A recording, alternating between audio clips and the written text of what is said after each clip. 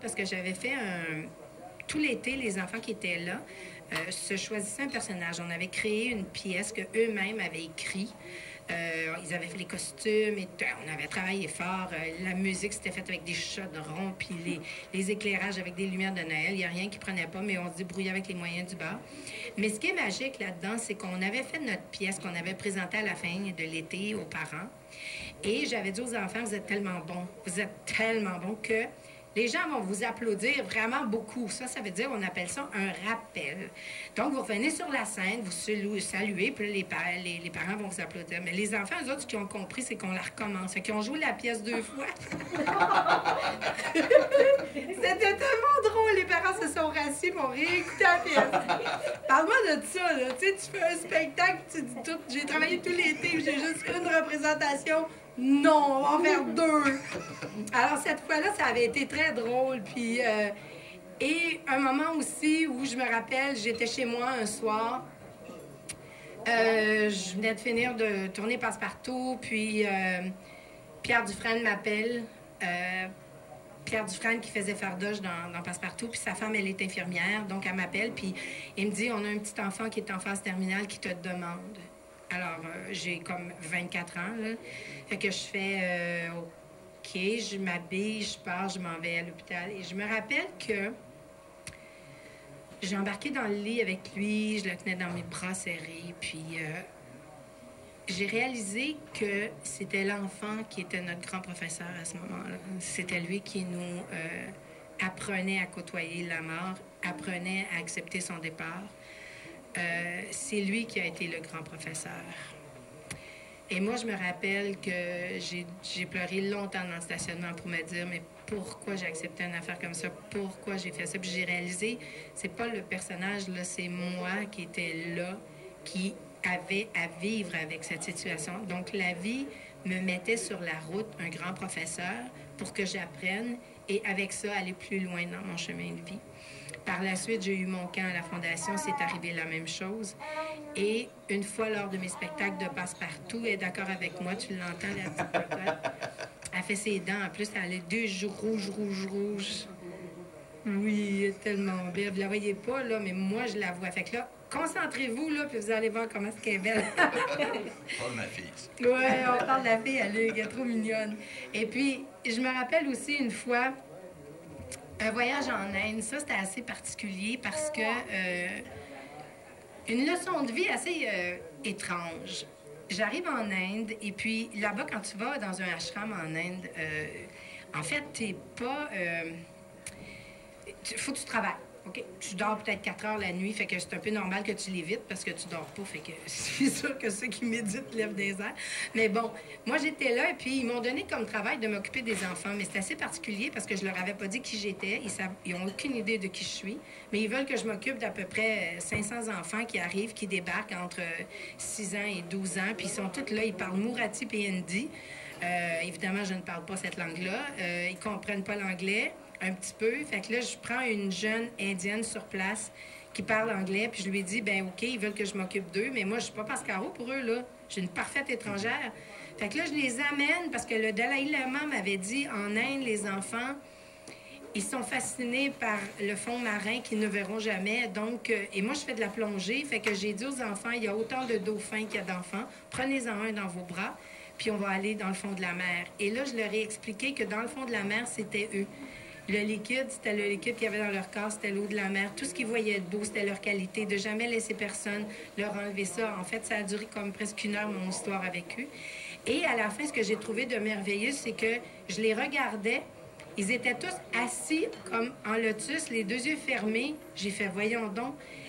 C'était tellement magique, ce moment-là. C'est encore une fois des enfants qui m'ont fait prendre conscience que quand tu es le plus authentique et le plus vrai dans la vie, tu peux rejoindre les gens, peu importe dans la langue que tu es, peu importe qui tu es et peu importe où tu te situes. Et l'autre leçon de vie aussi que j'ai eue là-bas, mais là, je vais vous faire rire là, en Inde, c'est parce qu'à un moment donné, il y avait une soirée qui s'appelait Contemplation. C'était une soirée, j'en parle, puis c'est comme... Alors, c'est un atelier où tout le monde se retrouve. Tous les soirs, il y avait un atelier. Mais ce soir-là, je ne sais pas pourquoi, là, mais ils ont séparé les femmes des hommes. Ben, c'est peut-être parce que là, c'est la journée de la femme que je vous raconte ça.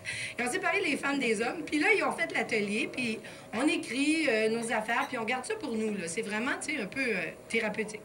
Et là, ils me disent, OK, Claire, ben là, il dit à tout le monde, OK, Nord, vous allez écrire, là, il parlait en anglais, il dit, vous allez écrire votre... ce que vous aimez pas de vous, OK, votre complexe. Alors, on est toute seule. Fait que là, moi, je pars. Et l'écubration 101 de mon complexe. Je commence à marquer. J'aime pas mes jambes sont grosses, j'aimerais savoir des petites jambes, j'aimerais ça porter une jupe courte, blablabla. Bla. Puis là, tu sais, j'en ai écrit 3 pages de mon affaire. En pensant évidemment que c'est à moi, là, c'est mes affaires, c'est mes bébites. Fait que j'écris ça. Et là, à la fin, il dit ce qu'il avait jamais fait depuis qu'on était là. Now, we're gonna share with somebody. Je fais quoi?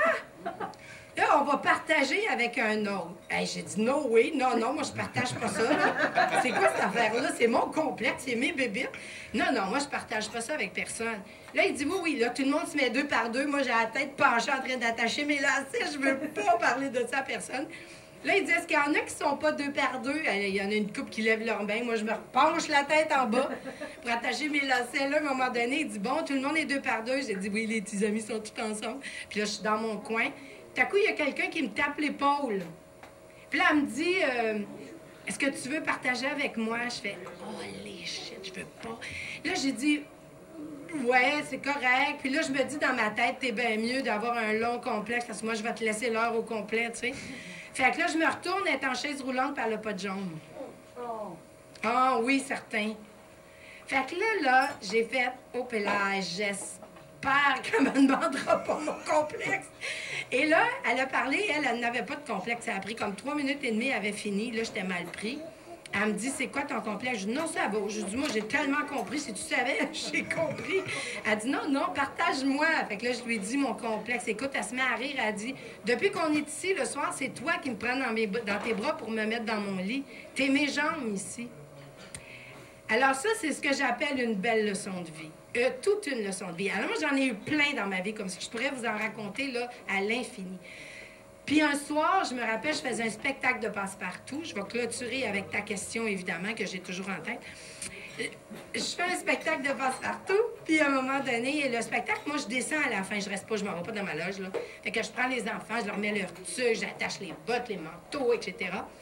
Et là, à un moment donné, j'en prends un, puis il vient me chercher par le cou, puis il me serre fort, puis il me dit dans l'oreille, « Amène-moi avec toi, parce que papa, il me touche, et j'ai son père devant moi. » On est en spectacle. Là, je sais plus quoi faire. Et j'ai l'organisateur qui est là, puis là, dans ma tête, là, ça va vite. Et là, l'enfant s'en retourne dans les bras de son père, mais moi, je m'en vais voir l'organisateur, puis je lui dis qu'est-ce que l'enfant vient de me dire. Puis après ça, c'est plus à moi là, de gérer ça. Mais j'ai réalisé à quel point Pascaro, elle avait une responsabilité énorme sur les épaules.